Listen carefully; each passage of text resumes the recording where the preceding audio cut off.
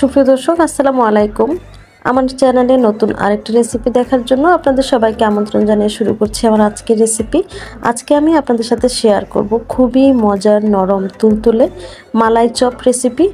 আর এই মালাই চপটা খেতে কিন্তু অসম্ভব মজা হয়। তো চলুন আমরা রেসিপিটা দেখে নিই। প্রথমেই একটা বোলের মধ্যে আমি নিয়ে নিচ্ছি 1 কাপ গুঁড়া দুধ। এখানে আমি ফুল ক্রিম গুঁড়া দুধটা নিয়েছি। আর দিয়ে দিচ্ছি হাফ চামচ বেকিং পাউডার, একদম সমান করে কিন্তু দিয়েছি। আর 1 টেবিল চামচ দিয়েছি ঘি। এখানে আপনারা চাইলে বাটার অয়েলটা দিতে পারেন, তবে তেল কিন্তু দেওয়া যাবে না, এখানে ঘি অথবা বাটার অয়েল দিতে হবে। তারপর সময় নিয়ে খুব ভালো করে এই ঘিটা দুধের সাথে খুব ভালো করে মিশিয়ে নিব। খুব ভালো করে মিশাতে হবে একটু সময় নিয়ে। তো এটা মেশানো হয়ে গেছে। এখানে আমি একটা ডিম নিয়েছি, আর ডিমটা অবশ্যই রুম টেম্পারেচারে হতে হবে। আর যদি ফ্রিজে থাকে তাহলে অবশ্যই 1 ঘন্টা আগে নামিয়ে তারপর এই ডিমটাকে ব্যবহার করতে হবে। তো ডিমটাকে আমি খুব ভালোভাবে ফাটিয়ে নিব। তো ডিমটা ফাটানো হয়ে গেছে। এখন এই ডিমটা আমি দুধের যে মিশ্রণটা সেটার মধ্যে দিয়ে দিচ্ছি, দিয়ে খুব ভালো করে মিক্স করে নিব। তো দেখুন ডোটা ঠিক এরকম হবে, একদম আঠালো, যেন হাতে লেগে আসছে এরকম।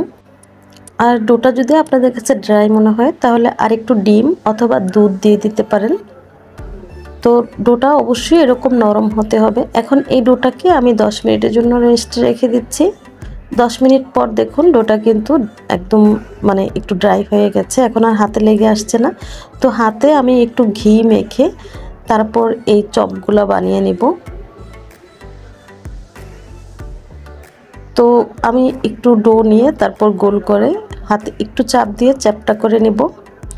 আর এটা এমন হতে হবে একদম মসৃণ, যাতে এই মিষ্টির মধ্যে কোনো ফাটল না থাকে। তো এভাবে সবগুলা মিষ্টি বানিয়ে নিতে হবে। তারপর চুলায় একটা প্যান বসিয়ে আমি নিয়ে নিচ্ছি 2.5 কাপ দুধ।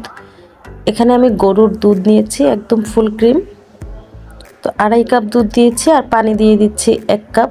দুধটাকে অবশ্যই পাতলা করে জাল করতে হবে, তাহলে মিষ্টির ভিতরে শিরাটা খুব ভালো করে ঢুকবে। তো হাফ কাপ দিয়েছি চিনি, আর 2টা এলাচ দিয়ে দিচ্ছি, এতে করে সুন্দর ফ্লেভার এড হবে।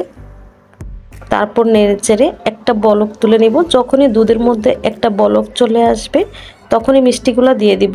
দুধটাকে কোনোভাবেই ঘন করা যাবে না। ঘন দুধের মধ্যে মিষ্টি দিলে কিন্তু মিষ্টিগুলো আর ফুলবে না, তাছাড়া মিষ্টির ভিতরে মিষ্টিটা প্রবেশও করবে না। তো আমি সবগুলা মিষ্টি দিয়ে দিচ্ছি, দিয়ে হালকা একটু নেড়ে চেড়ে তারপর ঢাকনা দিয়ে ঢেকে দিব। চুলার আঁচটা শুরু থেকে শেষ পর্যন্ত একদম একই থাকবে, একটু হাইতে থাকবে।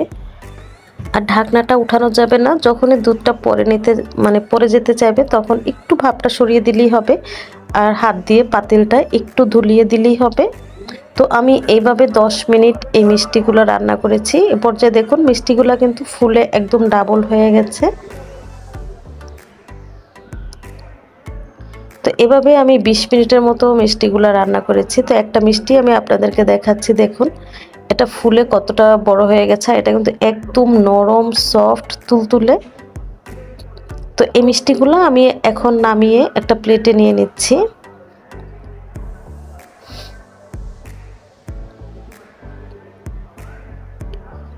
তো সবগুলো মিষ্টি আমি একটা প্লেটে নিয়ে নিব।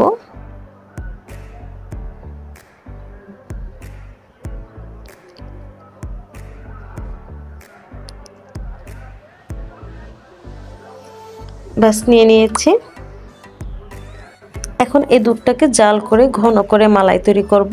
তো এখন আমি এই দুধটাকে একটু ছোট হাঁড়িতে নিয়ে নিচ্ছি। বড় হাঁড়ি নিয়েছিলাম কারণ মিষ্টিগুলো বড় হাঁড়িতে রান্না করলে কি হয়, মিষ্টিগুলো ফুলে অনেকটা বড় হতে জায়গা পায়, তাই বড় হাঁড়িতে মিষ্টি তৈরি করলে ভালো। তো আমি ছোট হাঁড়িতে নিয়ে নিয়েছি। এখন খুব ভালো করে জাল করে আমি মালাই তৈরি করে নিচ্ছি। তো দেখুন দুধটা কিন্তু অনেকটাই ঘন হয়েছে। তো এটা যখন ঠান্ডা হবে তখন কিন্তু আরও ঘন হয়ে যাবে। তো এখন আমি মিষ্টিগুলা এই মালাইয়ের মধ্যে দিয়ে দিচ্ছি। তো মালাইয়ের মধ্যে মিষ্টিগুলা দিয়ে একটা স্প্যাচুলা দিয়ে আমি একটু নেড়েচেড়ে মিশিয়ে নিচ্ছি। এই পর্যায়ে মিষ্টিগুলা কিন্তু একদম গরম। তো এগুলা যখন ঠান্ডা হবে তখন এগুলা খেতে অনেক মজা হবে, আর এই মালাইটাও আরও ঘন হয়ে যাবে। তো দেখুন মিষ্টিটা ঠিক দেখতে কতটা সুন্দর হয়েছে। তো আমি আপনাদেরকে একটু কাছ থেকে দেখাচ্ছি, এগুলা কিন্তু ঠান্ডা হয়ে গেছে, এখন অনেকটাই ঘন। তো আমি আপনাদেরকে একটু সার্ভ করে দেখাচ্ছি, দেখুন। তো এই মিষ্টিগুলা কিন্তু একদমই নরম, সফট, তুলতুলে, মুখে দিলেই মিলিয়ে যায়। তো আমি একটা মিষ্টি আপনাদেরকে একটু কেটে দেখাচ্ছি, তাহলেই বুঝতে পারবেন। তো আপনাদের কাছে ভিডিওটা কেমন লেগেছে প্লিজ কমেন্টে জানাবেন। আর সেম রেসিপি ফলো করে আপনারা যদি এই মালাই চপটা বাসায় ট্রাই করেন, ইনশাল্লাহ আপনাদের মিষ্টিগুলো খেতে এতটাই মজা হবে। তো আজকের মতো বিদায় নিচ্ছি। সবাই ভালো থাকবেন, সুস্থ থাকবেন, নিরাপদে থাকবেন। আল্লাহ হাফেজ।